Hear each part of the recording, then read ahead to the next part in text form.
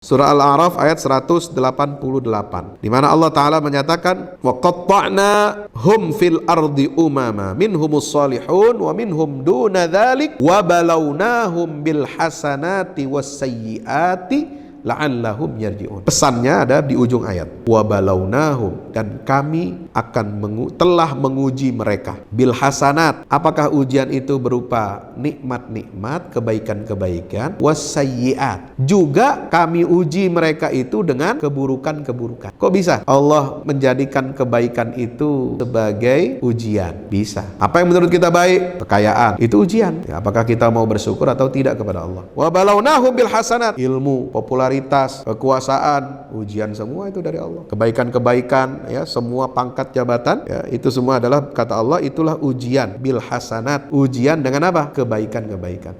Wasayyiat, nah, keburukan jadi ujian, itu udah pasti. Ya, bencana tadi itu. Naqsin minal amwal wal anfus wath thamarat, kemudian syai'in minal ju'i wal khauf, yang menurut kita itu buruk, ya, itu adalah ujian. Allah akan menguji kita, apakah kita mau bersabar, apakah kita mau beristighfar, apakah kita mau berikhtiar, apakah kita mau mengambil pelajaran dari bencana-bencana itu. Nah, apa hikmahnya? La'allahum yarji'un, agar mereka kembali kepada kebenaran. Itu kata Allah Subhanahu wa ta'ala. Nah, bagi orang beriman, ujian-ujian itu, bencana-bencana itu akan menggugurkan dosa, insya Allah. Ini dikuatkan dalam hadis Rasulullah SAW. Apa kata Nabi SAW? Demi Allah yang jiwa Muhammad di tangannya, tidak ada satu luka, tidak ada keringat, bahkan terkilirnya kaki, kecuali disebabkan dosa yang diperbuatnya. Dan Allah telah memaafkan dari dirinya jauh lebih besar. Nah, itu jadi dengan sebab itu, tadinya ini dosa yang kalian perbuat itu, lalu kemudian menyebabkan adanya terjadi bencana kecil-kecil itu, itulah yang mendorong kalian untuk beristighfar, mohon ampun kepada Allah. Jadi digiring sama Allah, istighfar lo. Kalau nggak ada ujian, musibah, bencana, kalian gak akan istighfar.